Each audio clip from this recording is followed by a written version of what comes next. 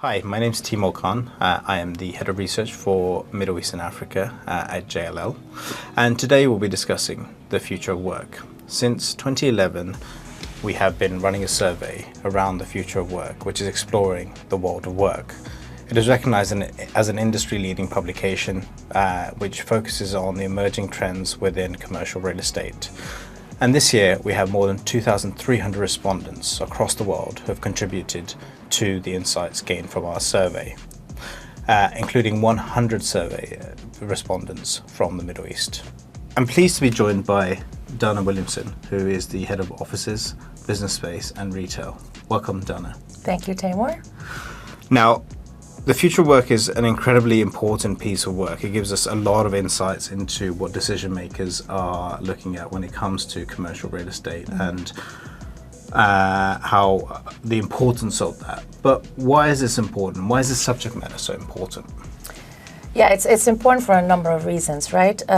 First of all, if you look at central business districts around the world, the majority, I would say 60 to 70% of those central business districts actually consist of office space or corporate space for companies to work from. And therefore, it's so important for us to be able to predict what happens with that space in the future, because it's important for investors, it's important for city planners. From a city planner or government point of view, we would want to know whether companies are coming back to central business districts in downtown areas, or whether they are more interested in peripheral areas closer to residences. Right after COVID, we expected people to actually want to work closer to the house, closer to where they lived, and not have to commute. But now, fast forward, we're realizing that very important and vibrant business districts such as downtown Paris, downtown London are actually preferred for companies to come back to. So it's important for us to have a vision and an idea so that we can properly plan and know where to invest into. And given that we're in the Middle East region and there's a lot of new development happening, why are clients interested in this, how the trends are shaping in other key global business hubs? And what are we telling clients based on this survey in terms of the key findings? So it's important for the Middle East because in our survey, it was shown that the majority of Middle Eastern respondents, about 58%, said that they expected companies, or their companies actually that they were representing, to come back to the office at some point for 5 days a week, right? That's an increase of what it is today. Today, on average, it's 3 days a week. In addition, 43% of the respondents in the Middle East thought that by 2030, there would be an increase in office days in general. So it's especially important for the Middle East because as a Middle Eastern community, we have such a strong drive to get people back into the office. Okay. And I think one of the things that we looked at the survey was what corporates' goals are. And some of the key things that we saw come up again and again is revenue growth, particularly through new market entrants and through M&A, is talent retention, and also finally looking at optimization of these different commercial real estate portfolios that these entities have. Now, these are quite tricky goals to balance. There's quite a fine balancing act there. What are you seeing from organizations? How are they achieving this, and what are their plans? It's a very wide question with a lot of different elements to it, but I guess the main driver, is what you said, is that 88% of respondents to the survey thought that one of their key focuses within their company was increased revenues. In addition, 76% expected increased headcount. So when you work for a corporate that has such ambitious visions and strategies, it's very difficult and challenging to come up with a solution that answers to that. To the point of growth in M&A, there is a key challenge around combining two portfolios.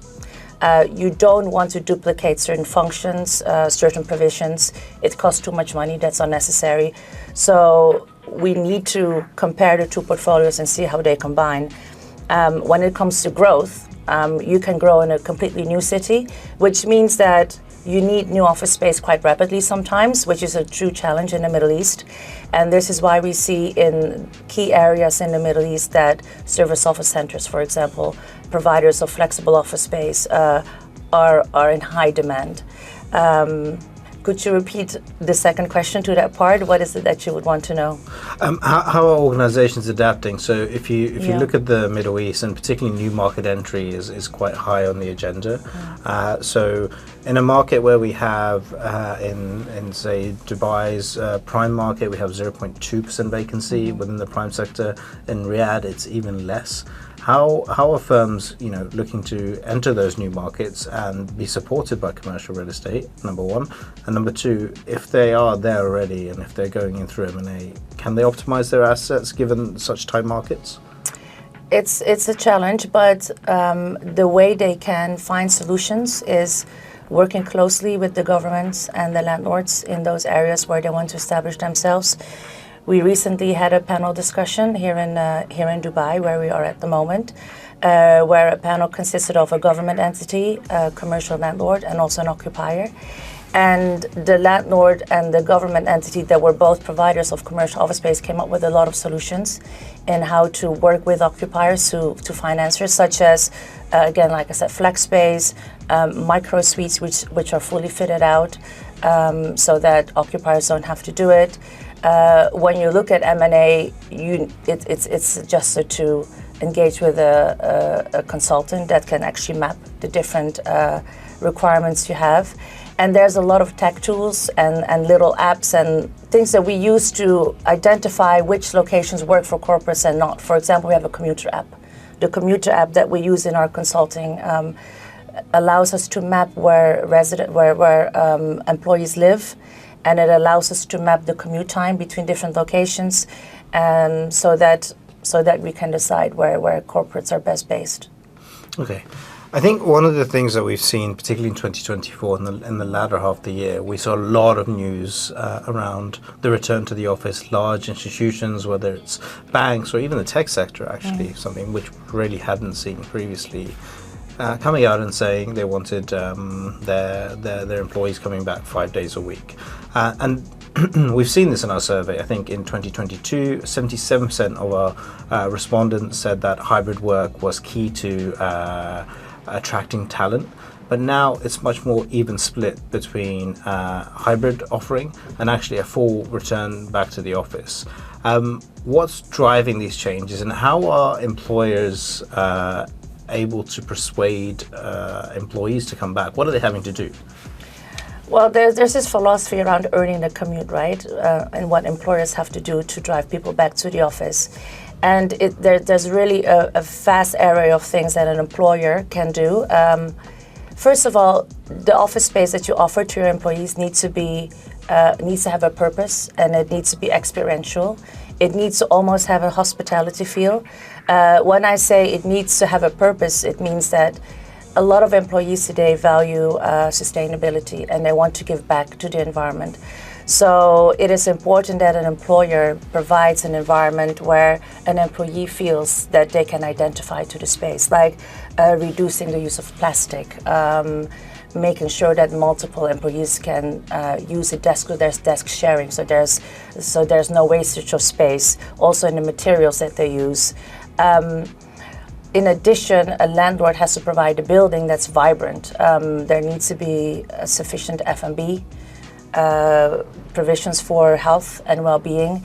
In fact, I believe it was 60% of the respondents who were corporates expected to spend more on office design, on the experience of the employee of the office space, as well as the hospitality feel. And actually 43% of respondents said that they would be willing to pay a premium for office space if it allowed or if it could demonstrate credentials in terms of health and well-being. So earning the commute is not only about what the space is like when you're in it, it's also how easy it is to access it through public transportation, potentially parking, and then there needs to be a true dialogue with the landlord around the environment that space is in. So it needs to be vibrant, it needs to have a lot of amenities, and people need to feel that this is a space where they want to spend time in. Yeah, and I think it's certainly very important to have that workplace internally and also outside all the supporting amenities. And I know your team have been doing a lot of work with landlords around the region in developing those place-making strategies for these landlords. Was there anything else in the survey which really stuck out at you?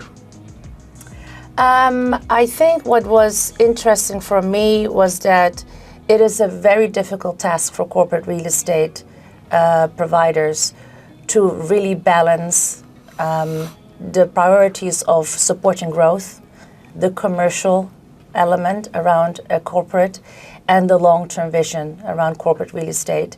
It's very difficult to have to respond to growth, and at that moment the key priority is give me more space, give me more desks, I need to grow because I need to get people back in the office. And on the other hand, there's a very challenging balancing act around the use of technology, sustainability, and the use of data.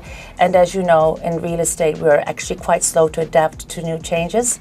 So I think it's that continued balancing act that's really a challenge.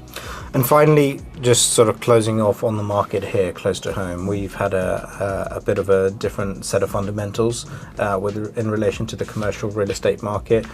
Demand has been incredibly strong in pretty much every market that you look at. What do you see for 2025 in terms of market activity, in terms of new product coming online? What does your crystal ball say?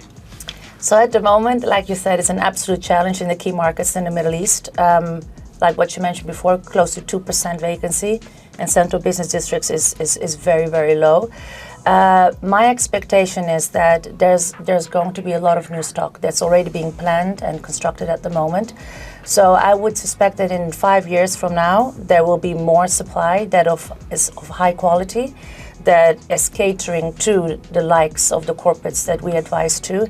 And I do expect that demand to remain strong. We see a continued new level of new entrants to the market, as well as continued trust in these markets and its economies to continue to invest in growth of companies that are already here. And that's across all of the different sectors. Finance, technology, manufacturing will grow as well. So I'm pretty optimistic. Very exciting times. Thank you so much, Dana. You're welcome. Thank you. And thank you for joining us.